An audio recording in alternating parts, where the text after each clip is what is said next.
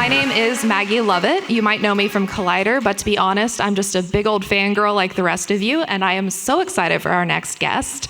Are there any fans of Jurassic World out there? Yes. How about Star Wars? Yes. Excellent. Well, let's keep that enthusiasm going as we welcome to the stage Bryce Dallas Howard.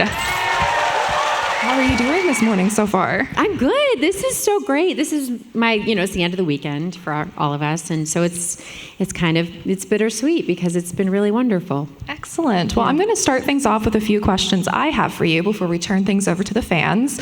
I was really surprised in asking my colleagues for questions in preparation for this panel that one of the number one questions was what is the status of the Witch Mountain project? Oh. It's not happening. It's not happening. Yeah, which is disappointing. It was a really great group, and we really all enjoyed it. We shot here in Toronto. But some things make it and some things don't. And that is the unfortunate truth of this industry. Yeah. I had another question for you about directing. I know from experience that even a director who's on for one episode can really set the tone for a set that they're working on just as much as whoever is number one on the call sheet. Yeah. Is there anything that you have taken from other sets that you've worked on as an actor that you now bring with you as a director on sets? So my dad is a director, and one of the things that he says, thank you. I'm also a fan. I'm also a Ron Howard fan. Thank you. He's the best. And he says that one of the things that he misses most about acting is getting the opportunity to watch other directors work.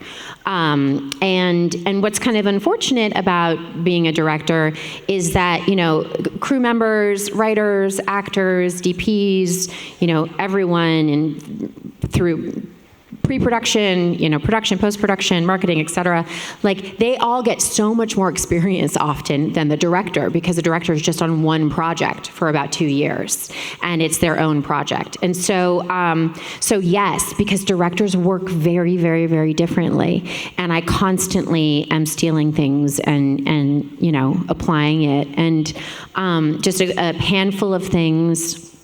There's something called a silent take that I do that I really love, and it's I learned it from Gus Van Sant, and it's basically you do the scene with all the dialogue, and then the second to last take, you have the actors go through the scene, all the moments, but without saying the dialogue. And it really helps you out in the editing room in a giant way. On Mando, you don't really have to do that much because it's always a silent take, essentially.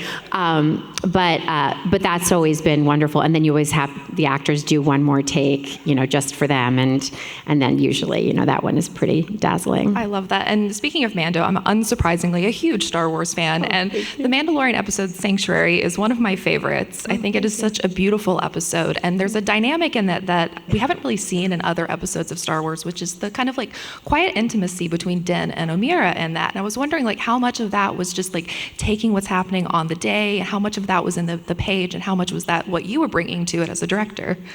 Well, listen, I will not take much credit for anything in Mandalorian, because that is Jon Favreau and Dave Filoni, and of course George Lucas, right? And so I will not take much credit for anything except for this.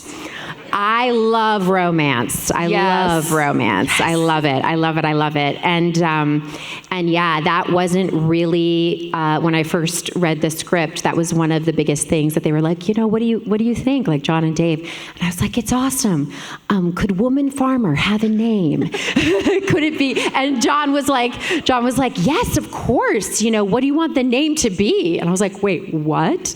And so let me come up with it, which is really cool. And actually my assistant at the time, Sonia Aurora, who's a huge Star Wars fan, came up with the name, which was very, very, very, very cool. But yeah, I was very eager to lean into sort of the tension of, if you're someone who's wearing a helmet and you've devoted yourself in this way, what happens when you fall in love. Speaking of genre, we just got the trailer for Skeleton Crew and that Amblin genre, which has kind of become its own genre. What was it like getting to play with that series and bring that kind of taste of suburbia to Star Wars? Y'all, I loved working on Skeleton Crew. I loved it. I'm John Watts and Christopher Ford, who are the showrunners, I went to NYU with my husband. We were friends. My husband acted in their short films. So we've been rooting for them and for John Watts, obviously, with Spider-Man and everything, and been really excited about his and their career together. And when they called about this, I had already heard, as you're working on Mandalorian, and of course, there were, as Ahsoka was coming up and all of that, and Skeleton Crew, you would hear from the previs folks and stuff like that. You'd be like, oh, are you working on, every project has a code name. Are you working on code name for a Skeleton Crew? And they would just be like, yeah. And I'd be like, how is it? And this was before I was asked to be involved. And they were like, it's amazing. I was just like, you're excited, and then you're also desperate to infiltrate, which ultimately happened, which was great. So yeah, it's absolutely wonderful. Jon Favreau and Dave Filoni are executive producers. They were there every day. And I love the spirit of it. Jude Law is fantastic. I felt very lucky to be a part of that. And then just the entire kind of roster of directors that they gathered was, very impressive. So, and I have a question for this crowd, because I feel like you're going to really understand this. When I got dressed this morning, my husband said we're huge Next Gen fans. Yes. That I looked like a Star Trek villager who falls in love with Captain Picard. I looked in the mirror and I was like, you are absolutely right. For the Jurassic World movies, it always opened up with you in the elevator, and then the third movie, it didn't do that. So I was wondering, was there a discussion of shouldn't you be introduced in the elevator? Oh, yeah. I mean, gosh. Okay, this is going to be funny. So I kept wanting to have an undercut. I know it's not appropriate. It had everything to do with me. It had nothing to do with Claire Dearing. But I was like, don't you think she should have a badass undercut? Wouldn't that be really cool, a shaved part of her head? And Colin was like, I don't know about that. But this sort of compromise was that he was like, your introduction in the third movie is going to be it's in the darkness, and then we see you take off a hood, and then you emerge. And I was like, okay, cool. Yeah, that's great. I like that. That's cool. I think that's great. So, it was definitely planned. And there were no elevators in sight. and what was also planned was he was like, I never want to see your feet in this movie. I was like, it's okay, Colin. Huge fan of your nosedive episode for Black Mirror. Could you give us more insight on how it was doing an episode? Yeah. Yeah, it was just a wonderful experience, working with Joe Wright in particular. He's just a fantastic filmmaker. After it came out in 2016, I met a bunch of folks who work in the tech world in very powerful positions. And they would seek me out and they would be like, do you know that this is happening right now in China? And I would just be like, yeah, I heard that. And they're like, isn't that crazy? And I'm like, yeah, can you do something about that? Yeah, it's crazy. Do something, please. And I heard at one point that one of the heads of Instagram actually changed the algorithm after watching that episode so that the likes weren't as potent and didn't create as much influence. And so, stories are supposed to do this, right? Stories are supposed to sort of hopefully lead us as human beings to insight before something terrible happens. That's the whole what if with with dinosaurs and, like Michael Crichton and the idea of thintelligence, which is a term that Michael Crichton coined, which is like, you got to think through things. You don't want to have thintelligence. You want to actually think through the implications of the technology that you're creating and not just get excited about this moment here and now. And so they are meant to serve as cautionary tales, although a question that I'm often asked is, if there was a real Jurassic World, would you go? And the answer is yes. And so we haven't learned.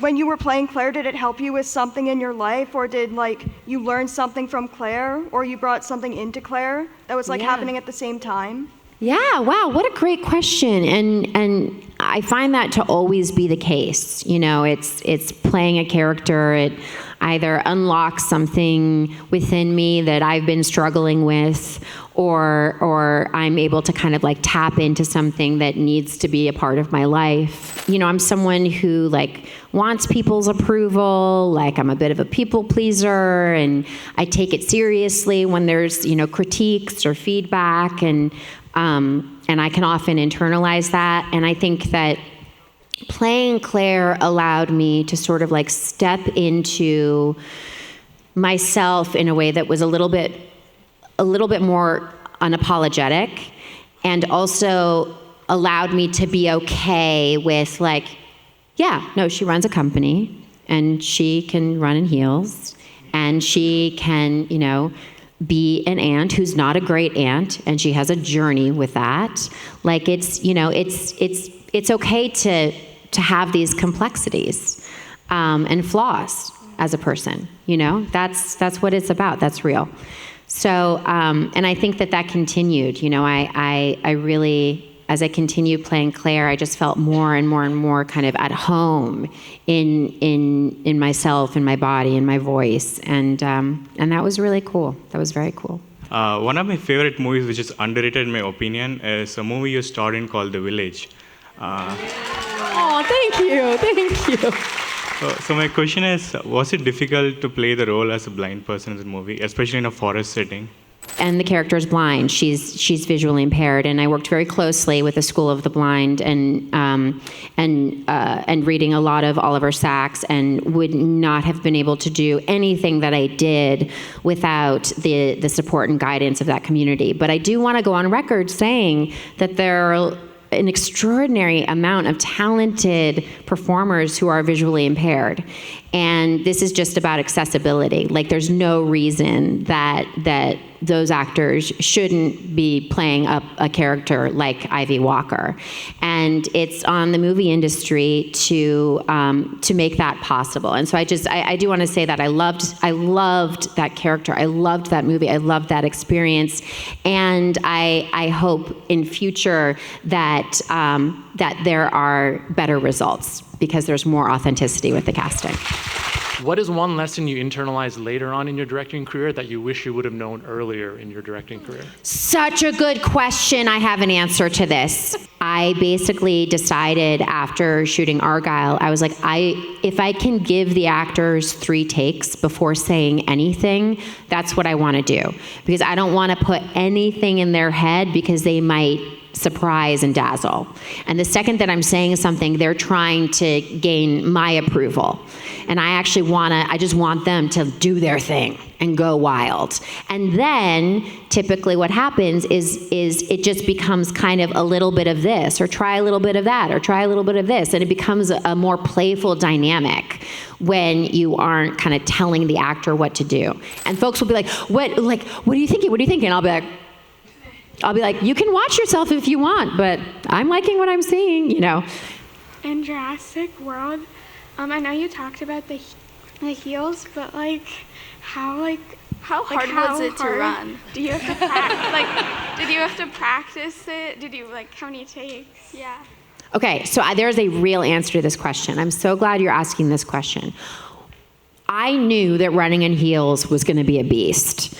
Even when I was doing all the costume fittings, I was like, don't you think I should maybe, the character has boots, right? She has over the knee boots. And the costume designer was like, no, she'll be far too protected. I was like, exactly.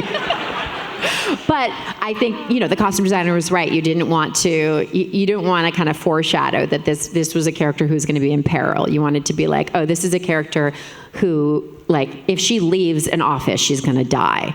Like, that's what you wanted to think with that.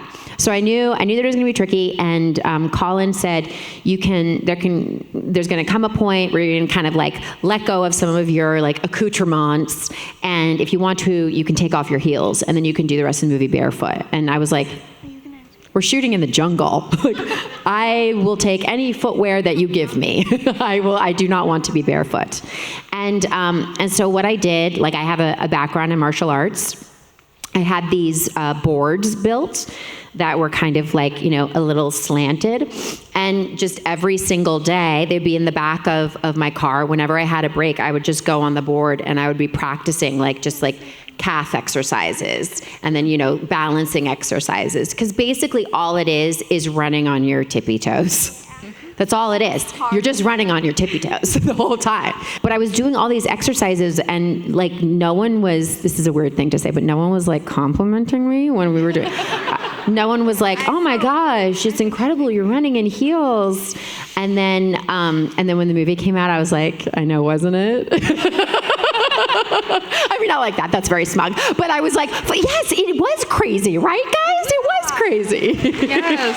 Thank you. Thank you for your question. Thank you. Thank you. That was such a great way to wrap up this panel. Let's put our hands together one more time and thank Bryce for being here today.